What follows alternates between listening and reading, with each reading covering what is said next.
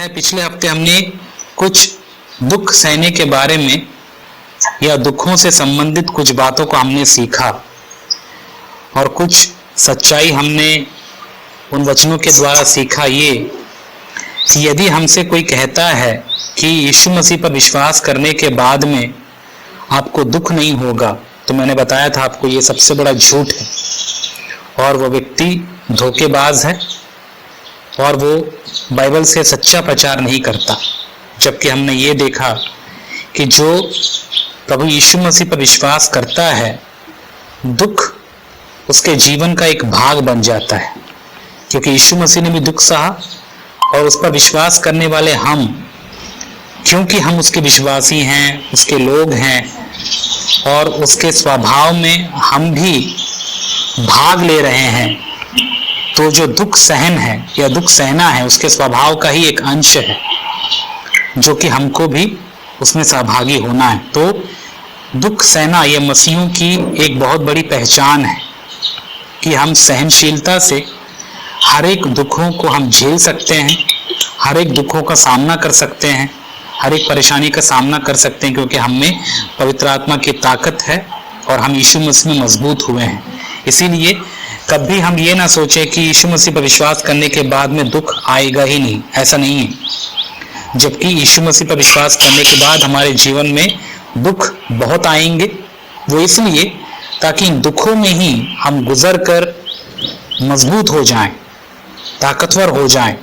ये हमारे लिए टेस्ट के समान है, परीक्षा के समान है, जिसमें से हमको निकलना है, जिसमें पास होना है ना, जिसमें से गुजरते हुए ही हम अपने आप को और भी प्रभु यीशु मसीह के जैसा बना सकते हैं।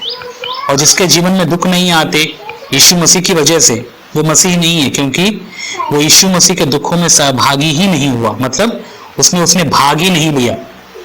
और मसीह में दुख सहना ये मसीहियत की एक पहचान। ओके, सो आपका जो नजरिया है दुखों के प्रति बदल जाना चाहिए इतने सारे संदेशों को सुनने के बाद में, कि दुख हमारे दुश्मन नहीं है। अब दुख हमारे जीवन का एक भाग और एक हिस्सा है। और जो ये सोचता है कि अब मेरे दुख खत्म हो जाएंगे, अब मुझे दुखों को झेलने की जरूरत नहीं है, तो ये बोल रहा है कि अब मुझे यीशु मसीह की जरूरत नहीं है, क्योंकि यीशु मसीह में दुख हमारे लिए परमेश्वर की इच्छा है। ये हमको कैसे पता चलता है? जब हम परमेश्वर के वचन को पढ़ते हैं। और दुर्भाग्यवश पता कई प्रचारक हैं, वे इन बातों का प्रचार ही नहीं करते हैं। वे कभी बताते ही नहीं है कि यीशु मसीह पर विश्वास करने के बाद भी आपको दुखों का सामना करना पड़ेगा, दुखों को झेलना पड़ेगा। वरन वे ये कहते हैं कि यीशु मसीह के पास आने के बाद आपके सारे दुख दर्द दूर हो जाएंगे। वो सही है क्या? सही है, लेकिन पता है कब? जब यीशु मसीह का दोबारा आगमन होगा, जब हम प्रभु में महिमा प्राप्त करेंगे, जब हम स्वर्ग राज्य में प्रवेश करेंगे, तभी हमारे सारे इस पृथ्वी के, इस संसार के सारे दुख खत्म हो जाएंगे। लेकिन जब तक हम इस शरीर में हैं, जब तक यीशु मसीह का आगमन नहीं होता, तब तक ये दुख जो है हमारे जीवन का हिस्सा है। इसलिए उसे आप निकाल कर बाहर मत फेंकिए, ना ही उम्मीद करिए कि प्रभु आपके जीवन से दुखों को हटा दे। क्योंकि मैंने कईयों की प्रार्थना सुनी है, पता है, कई बार कई लोग ऐसे प्रार्थना करते हैं कि प्रभु मुझे इन दुखों में से बाहर निकालना, मुझे दुख चाहिए ही नहीं, मुझे दुखों का सामना ही नहीं करना, मुझे दुखों से छुटकारा दीजिए। अब बताइए, यदि वो दुखों से छुटकारा प्राप्त करेगा तो यीशु मसीह के जैसा कैसा बनेगा? क्योंकि जब हमको शरीर में दुख होता है, तभी तो हम प्रभु पर भरोसा रखना सीखते हैं और तभी तो हमारे जो शरीर में लगे हुए पाप के स्वभाव से हमको छुटकारा प्राप्त होता है और हम आत्मा में मजबूत हो जाते हैं। हाय उन पर जिनके जीवन में मसीह के कारण दुख नहीं आता, क्योंकि वे सच्चे मसीह को जाने ही नहीं।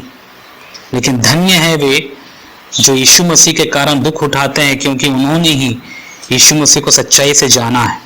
और यही एक रीजन है, यही एक कारण है कि हम जो यीशु मसीह पर विश्वास किए हैं, हम प्रतिदिन दुखों का, परीक्षाओं का, तकलीफों का सामना करते ही रहते हैं। खुद की गलतियों की वजह से नहीं, क्योंकि हम इस संसार के विरुद्ध जी रहे हैं, बहाव के विरुद्ध हम जी रहे हैं। संसार यदि एक तरफा चल रहा है तो हम दूसरे तरफा चल रहे हैं, मतलब उनका सामना करते हुए एक अलग रास्ता हमने लिया। यही तो है मन फिराव।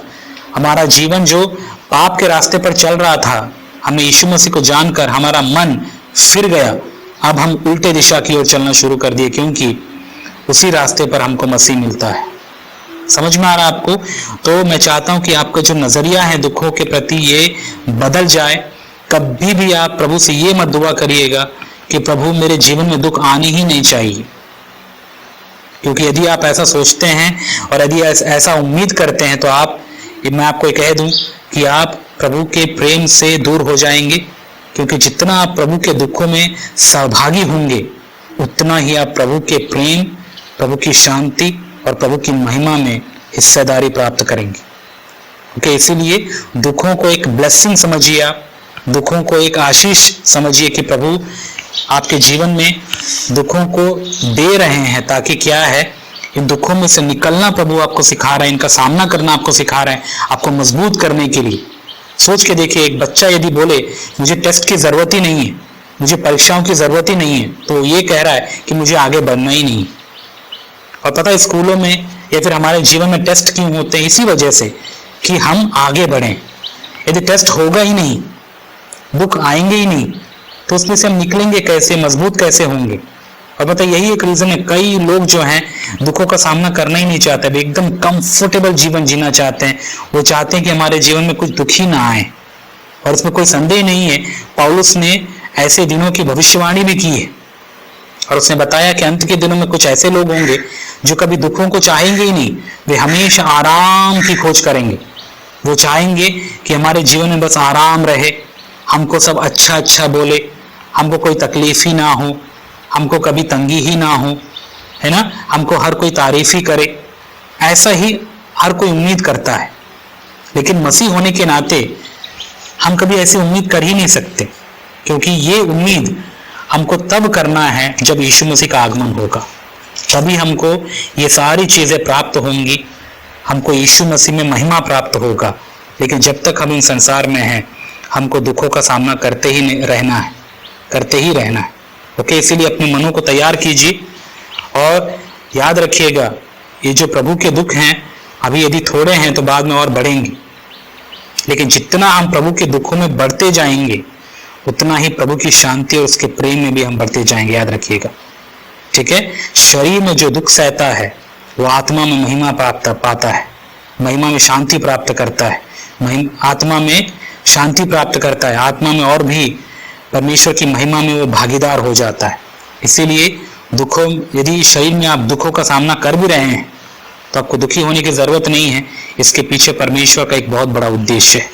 ये बातें हमने पहले भी पिछले संदेश में हमने सुना है और आज हम सोच रहे हैं कि चौथा अध्याय हम शुरू करें। और जैसे कि आप पढ़ सकते हैं, आप निकालिएगा चौथा अध्याय, पहला पत्रस की पत्री,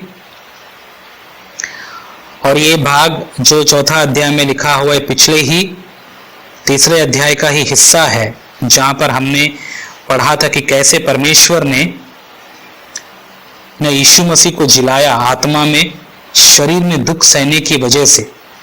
और यीशु मसीह क्या किए, मरने के बाद आत्मा में जाकर उस समय के, यानी नूह के समय के जो लोग थे, जो यीशु मसीह को या फिर जो परमेश्वर के खुशखबरी को नहीं जान पाए थे, उनको जाकर उन्होंने सुसमाचार सुनाया ताकि उनको भी मौका मिले मन फिराने का। और ये सबसे बड़ी आश्चर्य की बात है मेरे लिए भी, क्योंकि मरे हुए लोगों को भी सुसमाचार सुनाया गया। क्या आप जानते हैं? और इससे मुझे एक डाउट हमेशा क्लियर हो जाता है, जो मैंने पिछली बार भी आपको बताया था, कि उन लोगों का क्या होगा जिन्होंने यीशु मसीह का नाम कभी सुना ही नहीं है। क्योंकि यीशु मसीह का संदेश तो अभी भी बहुत से लोगों के पास पहुंचा नहीं है। ऐसे बहुत से लोग हैं जिनके पास यीशु मसीह की खुशखबरी पहुंची नहीं है। उनका क्या होगा? उनका पता है, वहां उत्तर यहाँ से शायद हमको मिलता है। देखिए यहाँ पर जैसे लिखा, यीशु मसीह मरे हुओं में जाकर उनको भी उसने सुसमाचार सुनाया, अपनी मृत्यु और अपने जी उठने की खुशखबरी उनको भी जाकर उन्होंने दिया। इसका मतलब उन सारे मरे हुए लोगों को जिन्होंने यीशु मसीह का नाम एक बार भी नहीं सुना, उनको भी परमेश्वर एक मौका देते हैं ताकि वे भी आत्मा में जीवित रहें। शरीर में तो चलो उनका न्याय हो ही गया, मृत्यु को उन्होंने प्राप्त कर ही लिया, लेकिन आत्मा में वे शायद जीवित रहे। तो ये कितनी बड़ी परमेश्वर की दया है, कितना उसका बड़ा प्रेम है, जो देखिए परमेश्वर बिल्कुल अन्याय कर ही नहीं सकता। नहीं तो ऐसा ना हो, वे कह सकते हैं प्रभु हमको तो सुसमाचार सुना ही नहीं गया, हमको कहीं पता ही नहीं चला आपके बारे में, फिर आप हमें कैसे नरक में डाल सकते हैं। लेकिन जब यीशु मसीह के जीव या यीशु मसीह के मर जाने के बाद उसकी आत्मा जाकर सबको सुनाई वचन, यानी यीशु मसीह ने आत्मा में सबको वचन सुनाया, तो उन सबको एक मौका मिल गया कि वचन सुने। और हो सकता है उस समय बहुत से लोगों ने मन फिराया हो और बहुत से लोगों ने माना ही ना हो, पता नहीं, लेकिन उनको मौका तो मिला। तो इसीलिए कोई भी ये शिकायत कर ही नहीं सकता परमेश्वर के सामने कि मुझे सुसमाचार सुनाया गया ही नहीं, मुझे सच का प्रचार किया ही नहीं गया। और सबसे ज्यादा सच का यदि प्रचार हुआ है तो आपके लिए, याद रखिएगा, जितना आप प्राप्त किए हैं उतना आपको परमेश्वर को लेखा देना पड़ेगा। जितना खराई से शिक्षा आप लोगों को प्राप्त हुआ है और या हो रहा है, उतना ही परमेश्वर आपसे लेखा लेगा, मेरे से भी लेखा लेगा। क्योंकि जो बातें बहुत सारे चर्च में लोग समझ नहीं पाते हैं, सुन नहीं पाते हैं, उनको ये सुनने का मौका ही नहीं मिल पाता, वो चीजें आज परमेश्वर की आत्मा के द्वारा हमको सुनने को मिल रहा है, समझने को मिल रहा है। तो देखिए हमको परमेश्वर ने कितना बड़ा सौभाग्य दिया, प्लस उतना बड़ा परमेश्वर हमसे लेखा भी लेगा। इसीलिए इन वचनों को बहुत ही गंभीरता से लीजिए। केवल सुनने वाले ही नहीं, परंतु सुनने के साथ साथ इनके अनुसार हमको चलना भी है। क्योंकि मैंने कईयों को देखा है, वो अच्छे से सुनते हैं, सुनने के बाद बड़ा मजा लेते हैं, उनको अच्छा लगता है वचन, उसके बाद वे वही अपनी ही पुरानी रीति रिवाज के अनुसार वे लोग अपना जीवन बिताते रहते हैं। उनका परमेश्वर बहुत बड़ा न्याय करेगा। इसीलिए जितने खराई के वचन आप सुनते हैं, याद रखिएगा, उतना ही बड़ा न्याय का सामना परमेश्वर के द्वारा आपको करना पड़ेगा, राइट। और प्रभु को धन्यवाद देना है कि कम से कम परमेश्वर का सत्य हमारे तक पहुंच रहा है। जैसे आज मैंने आपको कुछ दुखों से संबंधित कुछ बातें बताई, और ये भी मेरे विचार नहीं है, ये तो पतरस के विचार हैं जो इस पत्री में लिखा हुआ है। क्योंकि पतरस ने अनुभव किया यीशु मसीह को, और उसने आत्मिकता से संबंधित, यीशु मसीह में बढ़ने से संबंधित, मसीहियत से संबंधित उसने बहुत सारी बातें सीखी कि दुख जो है मसीह में होने की वजह से हमारा एक हिस्सा है। इसलिए दुखों से हम भागे ना, वरन दुखों का हम सामना करना सीखें, उसमें से प्रभु की महिमा करना हम सीखें। तो आगे भी और कुछ बातें हैं जो हम सीखने वाले हैं, समझने वाले हैं। तो मैं आयुष आपसे रिक्वेस्ट करता हूं, आप पढ़िएगा एक बार, 4 अध्याय 1 से लेकर 6 तक पढ़ेंगे हम लोग। ओके, आप पढ़िए जोर से। इसलिए जबकि मसीह ने शरीर में होकर दुख उठाया, तो तुम भी उसी मानसा को हथियार के समान धारण करो। क्योंकि जिसने शरीर में दुख उठाया वह पाप से छूट गया, ताकि भविष्य में अपना शारीरिक जीवन मनुष्यों की अभिलाषाओं के अनुसार नहीं, वरन परमेश्वर की इच्छा के अनुसार व्यतीत करे। क्योंकि अन्य जातियों की इच्छा के अनुसार काम करने और लुचपन की बुरी अभिलाषाओं, मतवालापन, लीला क्रीड़ा, पियक्कड़पन और घृणित मूर्ति पूजा में जहां तक हमने पहले समय गवाया वही बहुत हुआ। इसलिए इससे वे अचंभा करते हैं कि तुम ऐसे भारी लुचपन में उनका साथ नहीं देते, और इसलिए वे बुरा भला कहते हैं। और वे उसको जो जीवितों और मरे हुओं का न्याय करने को तैयार है लेखा देंगे। क्योंकि मरे हुओं को भी सुसमाचार इसीलिए सुनाया गया कि शरीर में तो मनुष्यों के अनुसार उनका न्याय हो, पर आत्मा में वे परमेश्वर के अनुसार जीवित रहें। ओके, सो इन वचनों का अध्ययन करने से पहले मैं यदि आपसे एक सवाल करूं तो बताइए कि क्या हम यीशु मसीह को फॉलो नहीं करते?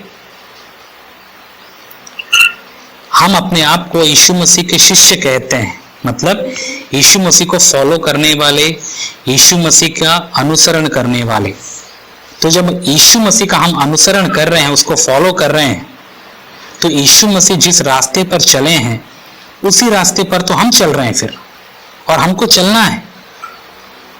और यदि मैं आपसे एक और सवाल करूं, क्या बताइए यीशु मसीह को जो जीवन था जब वो शरीर में संसार में था, तो क्या उसका शारीरिक जीवन बहुत ही सुख सुविधा से बीता?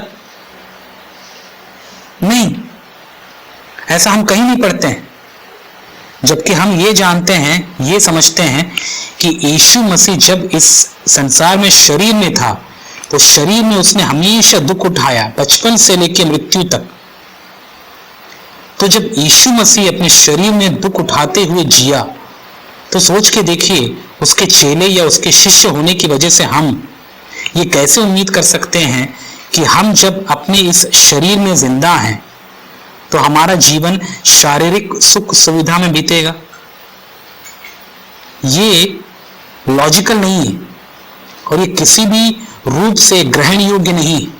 अब मैं इसलिए बता रहा हूं क्योंकि कई लोग पता है क्या सुसमाचार या फिर क्या प्रचार करते हैं, वे बोलते हैं यीशु मसीह ने जो दुख भोगा वो उसका दुख था, वो हमारे लिए दुख भोगा, तो उसके दुखों में ही, उसके खत्म होते साथ ही या उसके मृत्यु के साथ ही दुख भी सब खत्म हो गए हमारे। अब हम यीशु मसीह में नया जन्म प्राप्त किए हैं तो अब हमको दुखों का सामना करने की कोई जरूरत ही नहीं है। अब हमको दुख झेलने की क्या जरूरत है, क्योंकि यीशु मसीह ने हमारे सारे दुख ले लिए। यदि ऐसा है तो शायद पतरस फिर कहीं ना कहीं गलत होगा। यदि ऐसा है तो पौलुस भी गलत है क्योंकि उन्होंने सब दुख सहा हुआ है। यदि ऐसा है तो सारे चेले जो यीशु मसीह के लिए अपनी जान तक गवा बैठे, शरीर में ही उन्होंने दुख उठाया, तो ये सब के सब गलत हैं। फिर सही कौन है? ये प्रचारक सही हैं जो ये प्रचार करते हैं कि यीशु मसीह ने हमारे दुखों को ले लिया तो अब हमें दुखों का सामना करने की जरूरत नहीं।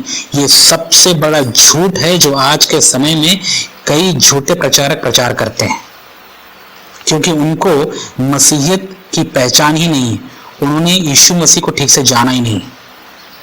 पता है दुख कब खत्म होंगे हमारे? मैं आपको एक बात क्लियर कर दूं, हम दुखों से छुटकारा प्राप्त करेंगे लेकिन अब नहीं, शरीर में जब तक है तब नहीं।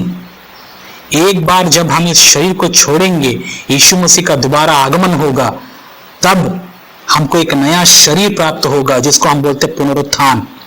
हम शरीर में एक नया जन्म या फिर एक नया पुनरुत्थित शरीर हम लोग प्राप्त करेंगे और उस शरीर में दुख नहीं होगा, तकलीफ नहीं होगा। लेकिन जब तक हम इस पुराने शरीर में जिंदा हैं तब तक यीशु मसीह में होने की वजह से हमको दुखों का सामना करना पड़ेगा। इसीलिए ऐसे प्रचारक जो बहुत ही शारीरिक कंफर्ट के बारे में प्रचार करते हैं, बहुत ही केयरफुली रहना, क्योंकि वे लोग आपको सांसारिक सुखों में, शारीरिक सुखों में आपको लिप्त कर देंगे और वो बोलेंगे कि मसीह की यही तो इच्छा है कि आप सुख और शांति से, अपने शारीरिक सुख और शांति में जीवन बिताओ। वे झूठा प्रचार करते हैं क्योंकि ये उनके जो प्रचार हैं पतरस के प्रचार से मैच नहीं खाता।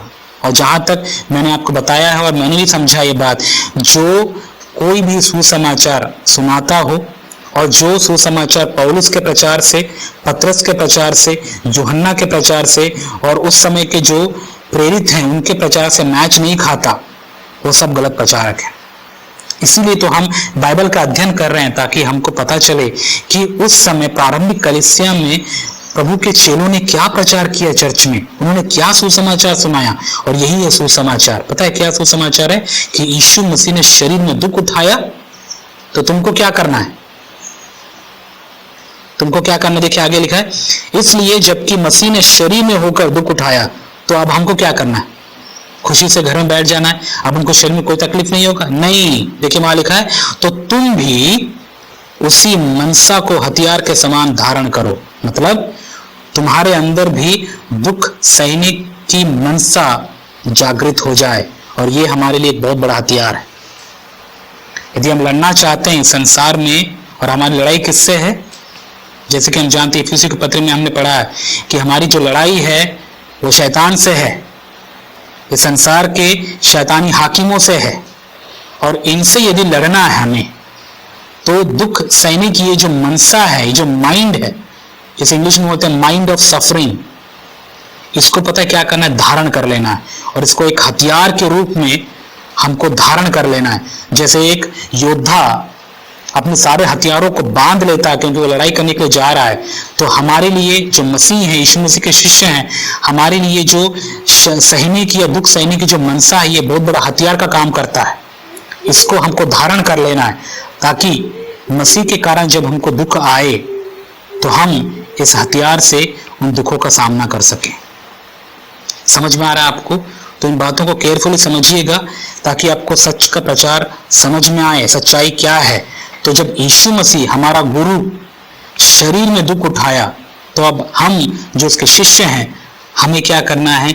उसी मनसा को, कौन सी मनसा? दुख उठाने वाली मनसा, यानी माइंड को धारण कर लेना है। कैसे? इसको हथियार समझकर। क्यों? ताकि हम लड़ सकें, ताकि हम समझौता ना करें, समझौते वाली जिंदगी से हम छुटकारा पाएं, और समझौता ना करते हुए, दुखों का सामना करते हुए, दुख झेलते हुए हम परमेश्वर की इच्छा को पूरी करें। राइट? और पता है पतरस ये बातें क्यों कहता है? क्यों हमको दुख सहने की मनसा रखना चाहिए, दुख सहने का माइंड हमें रखना चाहिए? क्योंकि इसमें बहुत बड़ी खुशखबरी है जो आगे बताता है। क्योंकि जिसने शरीर में दुख उठाया वह पाप से छूट गया। इसका मतलब जो शरीर में दुख नहीं उठाता वो पाप से छूटा नहीं है। समझ में आ रहा है आपको? जो शरीर में दुख नहीं उठाता वो पाप से छूटा नहीं है। इसका यही तात्पर्य है। पतरस यही कहना चाहता है, क्योंकि उसको समझ में आया कहीं ना कहीं, इसलिए वो बातें कह रहा है। जिसने शरीर में दुख उठाया, जो शरीर में दुख उठाता है वो तो पाप से छूट गया, पास की बात। और जो शरीर में डेली दुख उठाता है वो अपने पापी स्वभाव से छुटकारा थोड़ा थोड़ा थोड़ा थोड़ा थोड़ा थोड़ा पाते रहता है।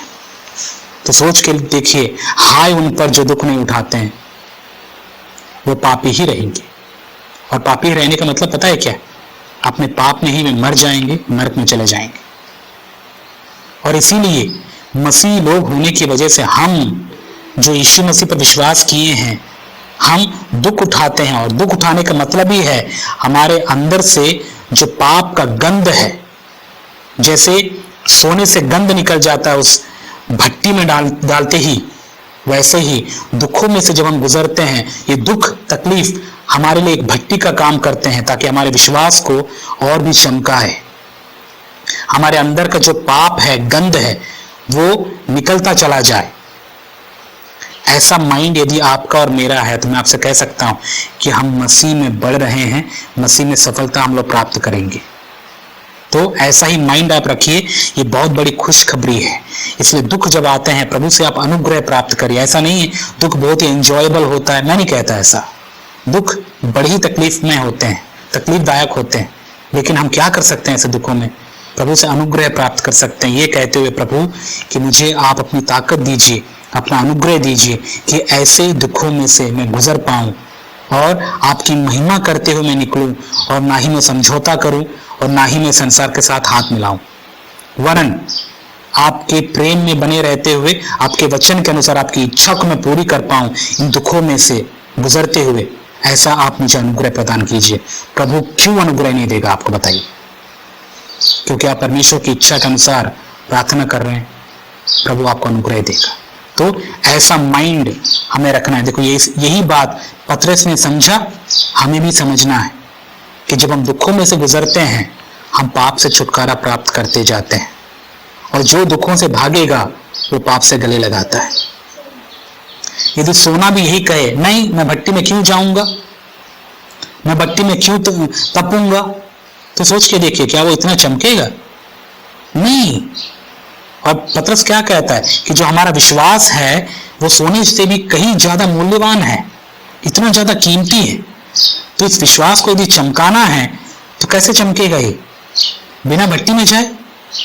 ऐसा हो ही नहीं सकता। और कई लोग पता नहीं क्या वो अपने दिमाग में सोचते रहते हैं, दुखों के विषय में उनका जो नजरिया है बहुत ही गलत होता है। वे कभी भी इसको पॉजिटिवली नहीं लेते। वो ये नहीं सोचते ये मेरे भले के लिए है, ये मेरे पापी स्वभाव या फिर जो मेरे अंदर लगे हुए जो गंध है उससे छुटकारा पाने का एक तरीका है, और परमेश्वर चाहते हैं कि मैं इसमें से गुजरूं ताकि मैं और भी पवित्र और यीशु मसीह के समान चमकूं मैं।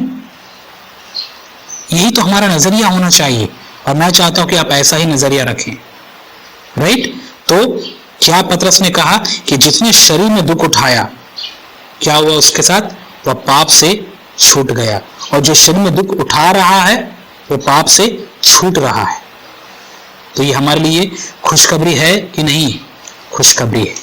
तो अगली बार जब भी आप कोई भी छोटे मोटे परीक्षाओं में से गुजरें, तकलीफों में से गुजरें, तंगी में से गुजरें, है ना, झूठों लोगों के द्वारा गलत फहमियों में से गुजरें, आपने सही किया लेकिन उसकी वजह से आपको जीवन में तकलीफ आ रहे हैं, ऐसे परिस्थितियों से यदि आप गुजरते हैं तो प्रभु को धन्यवाद दीजिए। आपको प्रभु यीशु मसीह के दुखों में सहभागी होने का प्रभु आपको सौभाग्य दे रहे हैं।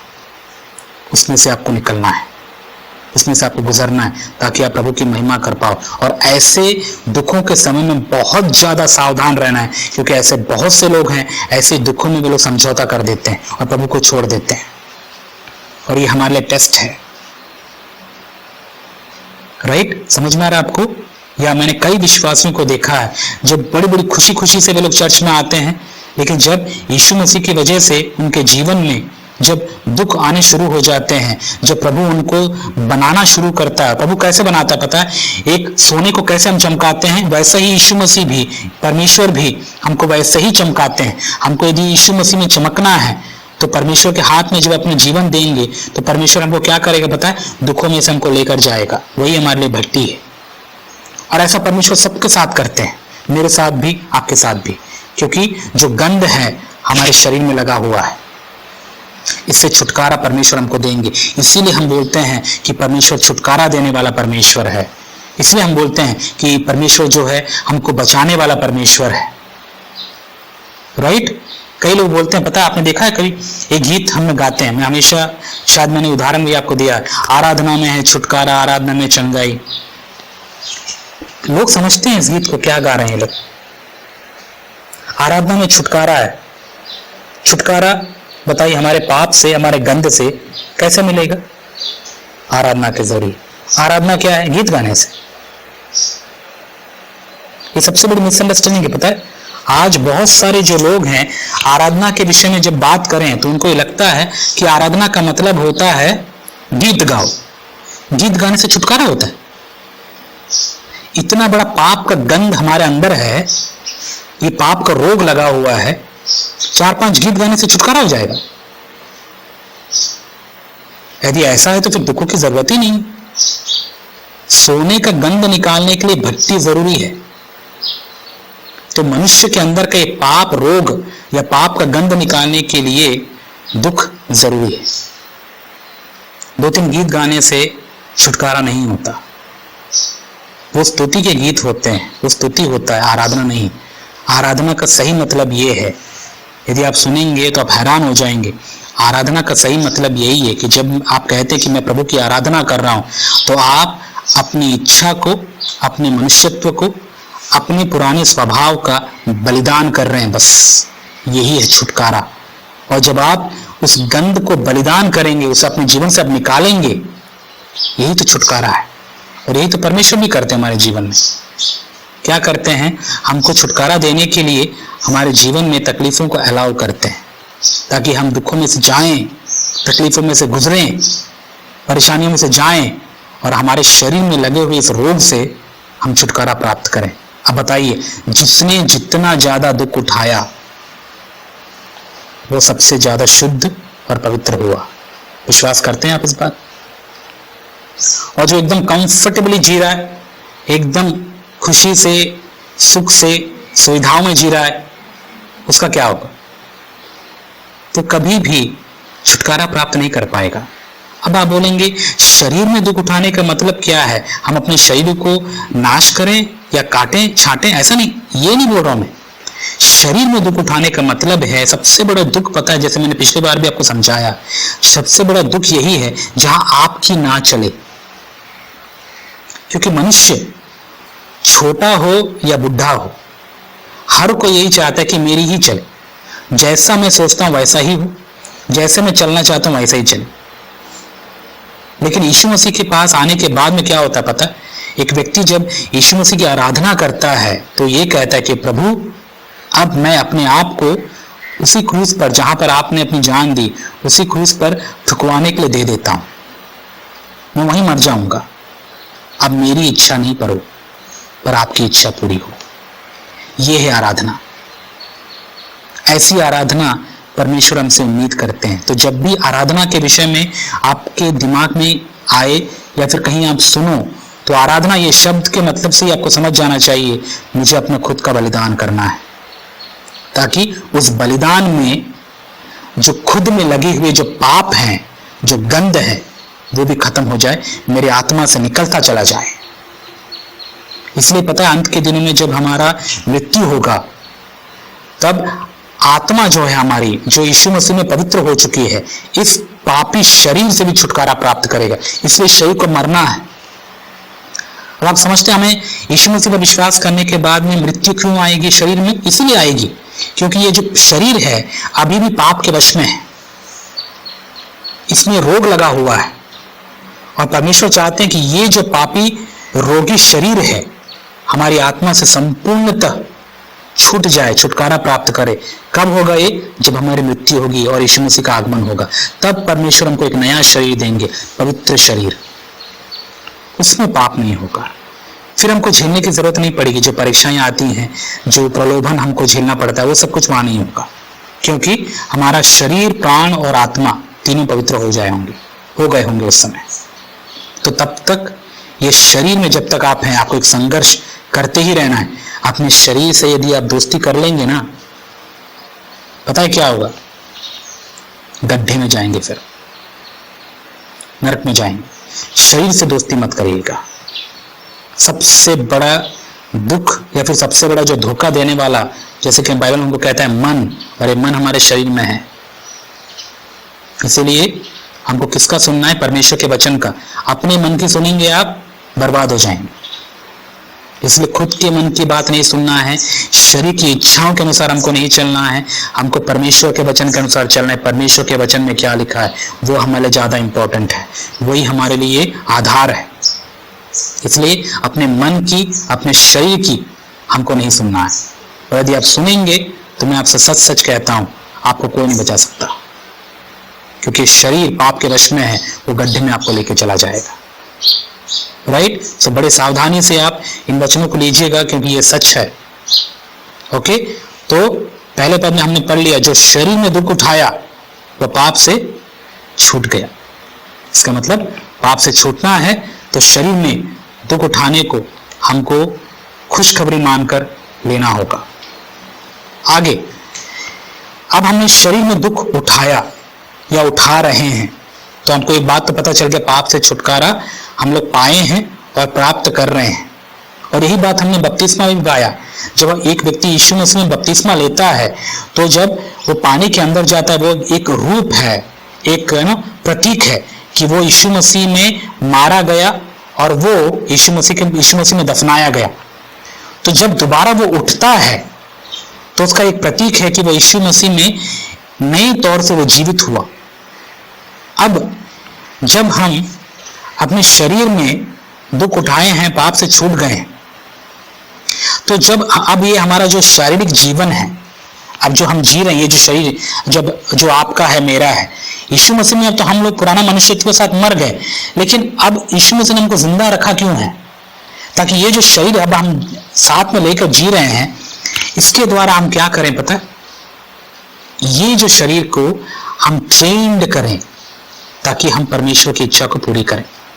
तो ये शरीर जो अभी, ये जो नया शरीर नहीं, मतलब जो शरीर अब हमें, शारीरिक जो हमारा जीवन है, जब तक यीशु मसीह का आगमन नहीं होता, जब तक हमारी मृत्यु नहीं होती, ये जो शरीर हमको प्राप्त हुआ यीशु मसीह के बाद, जो शरीर में जो हम जीवित हैं, ये जीवित शरीर का इस्तेमाल हम प्रभु की महिमा के लिए करें, ऐसा यहाँ पर पतरस चाहता है और वो कह रहा है। इसलिए वो देखिए क्या कहता है 2 पद में, ताकि भविष्य मतलब यीशु मसीह के ऊपर विश्वास करने के बाद जो शरीर में हम जी रहे हैं, इस शरीर में भविष्य में अपना शेष यानी बचा हुआ शारीरिक जीवन जो है, शरीर में जो हमारा जीवन है, मनुष्य की अभिलाषाओं के अनुसार नहीं, वरन परमेश्वर की इच्छा के अनुसार व्यतीत करें। तो अब परमेश्वर की इच्छा पता है क्या है? यीशु मसीह पर विश्वास करने के बाद में हमने अपने पुराने मनुष्यत्व को त्याग दिया, हमने दुख सहा शरीर में दुख सहते हुए आ रहे हैं, सह रहे हैं, ताकि हम इस शरीर के द्वारा क्या करें, परमेश्वर की इच्छा को पूरी करें, ना कि हमारे पुराने मनुष्यत्व के शारीरिक अभिलाषाओं के अनुसार। हमारे शरीर में पुराने मनुष्यत्व से संबंधित अभिलाषाएं हैं। पता है वो क्या क्या अभिलाषाएं हैं? शरीर की अभिलाषा, यदि आप गलतियों की पत्री पढ़ते हैं तो आपको पता चलेगा। यदि आप आगे भी है, देखिए वहां पर बताया, पत्रस ने बताया, क्योंकि अन्य जातियों की इच्छा के अनुसार काम करने, जैसे लुचपन की बुरी अभिलाषा, यही है शरीर की अभिलाषाएं। ये सारी चीजें हमारे पुराने मनुष्यत्व में, हमारे शरीर में लगे हुए हैं। क्या क्या बीमारियां हैं? देखिए, लुचपन की बुरी अभिलाषाएं, मतवालापन मतलब पियक्कड़पन, पीने वाले। इसलिए कभी भी मसीह लोग पीने के बारे में नहीं बताते हैं। और कभी भी ये मत सोचिएगा कि जो पीता है वो अच्छा काम करता है। और कई लोग पता है ऐसे वचन का इस्तेमाल गलत करते हैं, बोलते हैं अरे जो पी रहे हैं, जो खा रहे हैं, वो पेट में जा रहा है, बाहर आ जा रहा है। अब पीने से खाने से क्या फर्क पड़ता है? पीने से क्या होता है? आपका दिमाग खराब होता है और कुछ नहीं। इसलिए पीने वालों के लिए संदेश, जो भी शराब पीते हैं, दारू पीते हैं, उनके लिए ये संदेश है कि मतवालापन शारीरिक काम है, शरीर को सुख देने वाला काम। इसलिए जब एक व्यक्ति जब मतवाला हो जाता है, दारू पी लेता है, उसकी आंखें घूम जाती, दिमाग खराब हो जाता है, उसको हर एक व्यक्ति 2-2, 3-3 नजर आता है, पता नहीं कौन किसको पकड़ रहा है, क्या किसको छू रहा है, समझ नहीं आता। क्यों? दिमाग खराब हो गया उसका। ये क्यों होता है? मतवालापन। और कई लोग जो पीने वाले हैं, यदि उनको लगता है कि वो सही कर रहे हैं या फिर यीशु मसीह पर विश्वास करके यदि उनका जीवन सही हो जा रहा है, मतलब वो ये सोचते हैं कि कोई गलत है ही नहीं पीना, तो याद रखिए ये गलत है। यीशु मसीह में कोई पीता नहीं, क्योंकि ये शरीर के काम है। और आगे देखिए, लीला क्रीड़ा मतलब आप उसको किसी भी तरीके से ले सकते हैं। जो गलत काम है, शरीर के अनुसार करने वाले जो गलत काम है, वो पियक्कड़पन और चीजें क्लियर कर रहा है वो। और घृणित मूर्ति पूजा में जहां तक हमने पहले समय गवाया वही बहुत हुआ। ये कुछ शारीरिक काम है जो पत्रस यहाँ पर बता रहे हैं। और वो क्या बता रहे पता है? कि जो शरीर में दुख उठाया वो इन सारे पापी कार्यों से भी उसने छुटकारा प्राप्त किया। और जब इन बातों से वो छुटकारा पा लिया है, तो फिर क्यों अब इस शरीर में वो सारी चीजें वो दोबारा करे?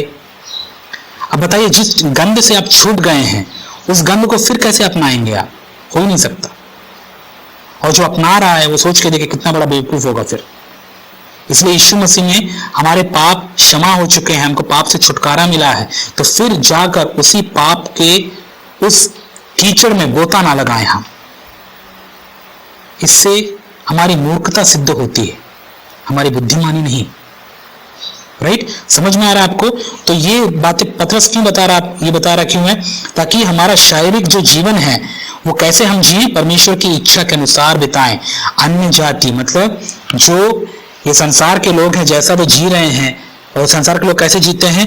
मतवाले हैं, लीला क्रीड़ा करने वाले हैं, पियक्कड़ हैं, ऐशो आराम से जीना चाहते हैं, शारीरिक सुख में जीते हैं, और घृणित मूर्ति पूजा में फंसे हुए, मतलब अपने आप की ही पूजा करते हैं वे लोग। सबसे बड़ी मूर्ति क्या है उनके लिए? ये जो मूर्तियां दिखती है वे नहीं है, वो लोग ढोंगी हैं। उनको लगता है कि मूर्तियां ये हैं, लेकिन उनको नहीं पता सबसे बड़ी मूर्ति वे खुद हैं। वे खुद की पूजा करते हैं और खुद के रूपों का पूजा करते हैं वे लोग, और ये परमेश्वर की नजर में घृणित है। ये शरीर के काम है, ऐसा वे लोग करते हैं। लेकिन हम खुद की पूजा नहीं करते हैं। हमारा परमेश्वर खुद नहीं है, हमारा परमेश्वर खुदा है जिसने सब कुछ बनाया है। इसीलिए यीशु मसीह ने कहा, यदि कोई मेरे पीछे होना चाहता है वो अपने खुद का इनकार करे, क्योंकि खुद को चाहने वाला, खुद से प्यार करने वाला कभी भी परमेश्वर की इच्छा को पूरी नहीं कर सकता। वो परमेश्वर का विरोध करता है। ठीक है, तो पतरस पता यहाँ पर क्या बोल रहा है कि ऐसे कामों में हमने तो पहले बहुत समय गवा दिया, हमारा आधा से ज्यादा शारीरिक जीवन। अभी आप देखिए, यदि आप 17 साल के हैं, 17 साल आपने ऐसे ही कामों में अपना जीवन गवाया है। यदि आप 20 साल के हैं, 20 साल आपने ऐसा ही जीवन गवाया है। अब आगे का जीवन यीशु मसीह पर विश्वास करने के बाद अब आगे का जीवन भी ऐसे ही गंवाने का इरादा है क्या? नहीं, उसने कहा ये बहुत हुआ। देखिए तीसरे पद में लिखा है कि हमने जहां तक हमने पहले समय ऐसा ही गवाया है वही बहुत हो गया, बस हो गया, अब नहीं। तो आपने बहुत गंद खा लिया, बहुत गंद पहन लिया, बहुत गंद सोच लिया, बहुत गंद छू लिया। अब हाथ धोने का टाइम है, पैर धोने का समय है, दिमाग धोने का समय है, आंखें धोने का समय है, कान धोने का समय है। नहा लो आप यीशु मसीह के वचन से। अब नहाने के बाद में एक व्यक्ति फिर जाकर गंदगी में भी लौटता नहीं। यदि ऐसा कर रहा है तो सोच के देखिए वो कौन हो सकता है फिर? वो यीशु मसीह का शिष्य नहीं, हो ही नहीं सकता, राइट? और जब हमने पाप से छुटकारा प्राप्त किया, अब हम संसार वालों के साथ में जैसे संसार वाले करते हैं वैसा यदि हम नहीं करते। अभी आपने कभी गौर किया, आपने एक बात हमेशा अपनी लाइफ में आपने देखा होगा कि जब तक आप संसार में थे, संसार वालों के अनुसार चल रहे थे, आपके बहुत सारे दोस्त रहा करते होंगे जो आपके साथ आते थे, बैठते थे, खाते थे, पीते थे। लेकिन जब आपका यीशु मसीह के साथ पहचान हुआ, यीशु मसीह में आप आ गए, तो ये सारे संसारिक दोस्तों ने आपको टाटा बाय बाय कर दिया। वे अब आपके पास आते नहीं होंगे, वे आपके पास बैठ नहीं पाते होंगे, उनको कंफर्टेबल लगता नहीं होगा। क्यों? क्योंकि आपने अपना रास्ता बदल दिया। आपने सारी चीजों से जो वे लोग किया करते थे वो अब आप करना बंद कर दिए। आपने छुटकारा प्राप्त कर लिया। तो अब आप बताइए कि आपके दोस्त खुश होंगे आपसे? खुश होंगे वो? वाह, आयुष बदल गया है, बहुत अच्छा हो गया। पहले हमारे साथ घूमता था, जहां हम जाते थे वहां पे जाता था, जो हम दिखाते थे वो देख लेता था, है ना? जो हम सुनाते थे वो सुन लेता था, जो हम गंद बकते थे वो भी बकता था। लेकिन अभी देखो, उसने यीशु मसीह को अपनाया, अब वो सारी चीजें नहीं करता है। तो आपको क्या लगता है, वो बहुत खुश हो गए होंगे आपसे? बिल्कुल नहीं, उनको एक बहुत बड़ा झटका लगा होगा। और ये हर एक मसीह के साथ होता है। इसीलिए जब एक व्यक्ति यीशु मसीह को जानता है तो उसके संसारिक दोस्त कम हो जाते हैं, उसको संसार वाले छोड़ देते हैं। संसार वाले पसंद नहीं करते क्योंकि उनके जैसे नहीं है ना। कभी भी कुत्ता शेर को पसंद नहीं करता, शेर शेर को ही पसंद करेगा। तो जब आप प्रभु में शेर हैं तो कुत्तों की संगति में आपको रहने की जरूरत ही नहीं, और ना ही कुत्ते आपको पसंद करेंगे। समझ में आ रहा है कहने का मतलब क्या है? इन बातों को समझिए। और यही एक रीजन है कि संसार वाले आपको पसंद नहीं करेंगे, आपका विरोध करेंगे, आपको सताएंगे। क्यों? आप पहले उनके साथ में थे, अब आप बाहर आ गए। और यही बात वो चौथे पद में कहता है। इसमें अचंबा करने की कोई बात नहीं है। देखिए चौथे पद में लिखा है ऐसा, इससे वे अचंबा करते हैं। कौन अचंबा करता है? संसार वाले। हमको अचंबा की बात नहीं है, उनके लिए अचंबा है। क्यों? कि तुम ऐसे भारी लुचपन में उनका साथ नहीं देते। भाई पहले तो देते थे आप, अभी नहीं देते, और इसलिए वे बुरा भला कहते हैं। अब समझ में आ रहा है कि संसार वाले बुरा भला क्यों कहते हैं हमें? क्योंकि उस समय में हम उनका साथ देते थे, उनके जैसे हम जीते थे। लेकिन अब हम बाहर आ गए, अब हम ऐसे काम नहीं करते हैं, तो वो लोग तो बुरा भला कहेंगे ही ना। वो तो हमारा दुश्मन बन बैठे ना। यही एक रीजन है क्यों हमारे परिवारों में, हमारे रिश्तेदारों में और हमारे दोस्तों में हमको पसंद क्यों नहीं किया जाता? क्योंकि हम उस गंदगी से बाहर आ गए। वे लोग हमको पसंद नहीं करेंगे। और यही जो सताव है, यदि हर कोई आपको अच्छा अच्छा बोले तो सताव कैसा? बताइए। सताव का मतलब ही जहां हमको तकलीफ हो, इसलिए आपको तकलीफ होता है क्योंकि आपके लोग आपसे बात नहीं करते होंगे, आपके लोग आपसे नफरत करते होंगे। और यही चीज पतरस ने भी अनुभव किया और अपने कलीसिया के लोगों को उसने समझाया कि इससे वे अचंबा करते हैं। कौन अचंबा करता है? उस समय के लोग, कि तुम ऐसे भारी लुचपन में उनका साथ नहीं देते।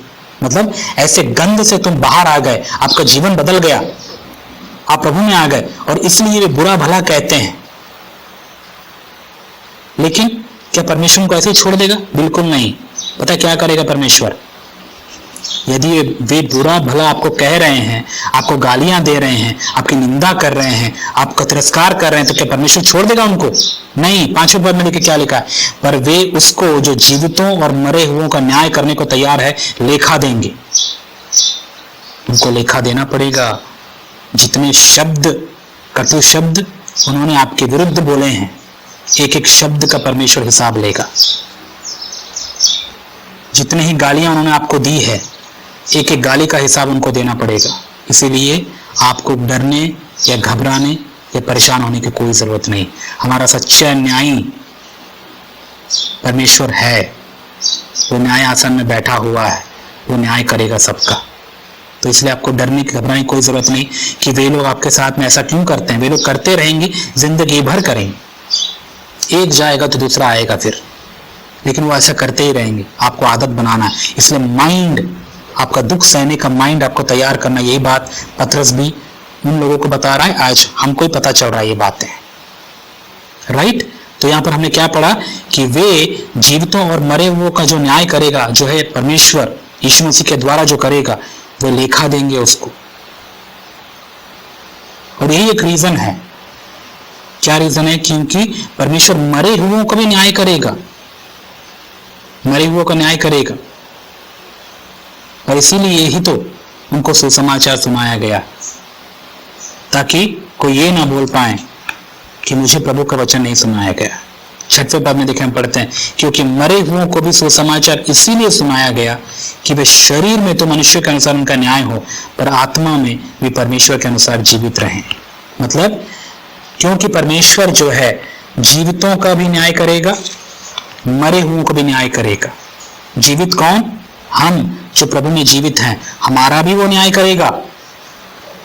और मरे हुए कौन है? जो संसार वाले हैं, उनका भी वो न्याय करेगा। और जो यीशु मसीह को जानकर मर गए, उनका भी न्याय होगा। जो यीशु मसीह को बिना जाने मरे हैं, उनका भी न्याय होगा। सबका न्याय वही करेगा। और जो यीशु मसीह को बिना जाने मरे हुए हैं, उनका भी न्याय परमेश्वर करेगा। मुर्दों का भी न्याय परमेश्वर ही करेगा। इसलिए उनको सुसमाचार सुनाया गया, ताकि वे निशब्द रहें, वे स्पीचलेस हो जाएं, ताकि परमेश्वर हमेशा धर्मी ठहरे न्याय करते हुए। समझ में आ रहा है आपको? तो मैं क्यों कह रहा हूं आपको ये बातें? आज के लिए इतना ही। जो आज हमने बातें सीखा, उन बातों को आप गौर करिए, समझिए। एक ही बात जो पतरस अपने कलीसिया के लोगों को समझाने की वो कोशिश कर रहा है कि दुख सहने को एक हथियार के रूप में आप बांध लो। उसी मनसा में आप अपने आप को तैयार कर लो कि जब आप मसीह में विश्वास में हैं या मसीह में आप आए हैं, प्रभु में आप जी रहे हैं, तो ये जो जीवन है आपका तकलीफों में से गुजरेगा। शांति से आप नहीं बिता पाएंगे जीवन। आपको संघर्ष करते रहना है मृत्यु तक। संघर्ष आपके अंदर भी होता रहेगा, क्योंकि आपको समझौता नहीं करना। संघर्ष बाहर भी होगा, क्योंकि लोगों के द्वारा भी तकलीफ या सताव आपके जीवन में आएंगी। बाहर की परिस्थितियां आपके विरुद्ध हो जाएंगी। आप हर जगह से तकलीफों में से घिर जाएंगे, अंदर से लेके बाहर तक। लेकिन याद रखिएगा, सबसे बड़ा परमेश्वर का वादा है। उसने कहा एक बात, इस संसार में जब तक हो तब तक दुख तकलीफ तुम्हारे जीवन में आएंगे, लेकिन याद रखो मैंने संसार को जीत लिया। मतलब पता है क्या? सब कुछ उसके हाथ में है। जितना हमको सहने की ताकत है, परमेश्वर उतना ही दुख हमारे जीवन में अलाउ करेंगे। फर्स्ट क्लास के बच्चे को 10th क्लास का एग्जाम का पेपर नहीं आता, उसी प्रकार आपका जितना विश्वास है उतना ही आपके जीवन में दुख आएगा, उससे बढ़कर नहीं आएगा। और यदि आएगा तो प्रभु से आप पूछ लेना क्यों आपने ऐसा किया। राइट? परमेश्वर इतना बेवकूफ नहीं है कि फर्स्ट क्लास के बच्चे को 10th क्लास का एग्जाम पेपर दे दे। तो जो अभी अभी प्रभु में आए हैं उनके जीवन में कम तकलीफ आएगा। क्यों? क्योंकि वो अभी बढ़ रहे हैं, प्रभु उनको ट्रेंड करेगा। लेकिन जो प्रभु में बढ़ गए हैं, प्रभु को अच्छे से जान गए हैं, उनके जीवन का तकलीफ कुछ और है। राइट? तो याद रखिएगा, आप ही नहीं है दुख तकलीफ रहने वाले, हम भी हैं, और हमसे भी बढ़कर लोग हैं जो प्रभु में आज जिंदा हैं, अलग अलग जगह में सेवा कर रहे हैं, उनके जीवन की तकलीफें बहुत ज्यादा हैं। और उनके जीवन में ऐसा क्यों आ रहा है? क्योंकि उनका लेवल उस हिसाब से है, इसलिए परमेश्वर उनके लेवल के अनुसार उनके जीवन में दुख तकलीफों को अलाउ कर रहे हैं। तो आज हमने जो बातें सीखा उन पर आप गौर करें। अन्य जातियों के साथ में, विशेष करके अन्य जाति मतलब अविश्वासियों के साथ में हम हाथ ना मिलाएं, समझौता ना करें। यीशु मसीह की पहचान में शेर के समान जीवन बिताइए। तब देखिए जब प्रभु का आगमन होगा तो हमको गर्व होगा प्रभु पर कि उसकी दया से, उसके अनुग्रह से हम उसकी महिमा के लिए जी पाए हैं, उसके लिए कुछ कर पाए। कि उम्मीद है कि प्रभु ने हम सबसे बात किया, इन बातों के द्वारा, इन वचनों के द्वारा प्रभु हमको आशीष दे। आमीन। आइए अपनी आंखों को हम बंद करें, प्रार्थना करते हैं। हमारे जीवित परमेश्वर पिता, हम आपको धन्यवाद देते हैं। आज जो वचन हमने सुना प्रभु, ये वचन पवित्र हैं। इन वचनों के माध्यम से आपने हमसे बात किया और हमने ये सीखा कि दुख सहने की मनसा ये हमारे लिए हथियार के जैसा है जिसे हमें धारण करना है, और इस हथियार का इस्तेमाल करते हुए ही हम प्रभु इस मसीह जीवन को सफलतापूर्वक आपकी महिमा के लिए पूरी कर सकते हैं। इसलिए हमारी सहायता कीजिए, हमारे दुखों के प्रति जो हमारी नजरिया है उसको बदलिए। हम पतरस के समान सोच रखने वाले हों, जो दुखों में जाने को पाप से छुटकारा का रूप दिया।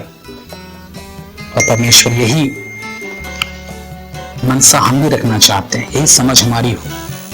हमारी सहायता कीजिए कि हम ऐसे विचारों में अपने मसीह जीवन को जिए। धन्यवाद प्रभु, आपने हमारी प्रार्थना सुनी। सारी आदर, महिमा, इज्जत आपको देते हैं। यीशु मसीह के नाम से प्रार्थना करते हैं, आमीन। मैं जी नहीं सकता, मैं जी नहीं सकता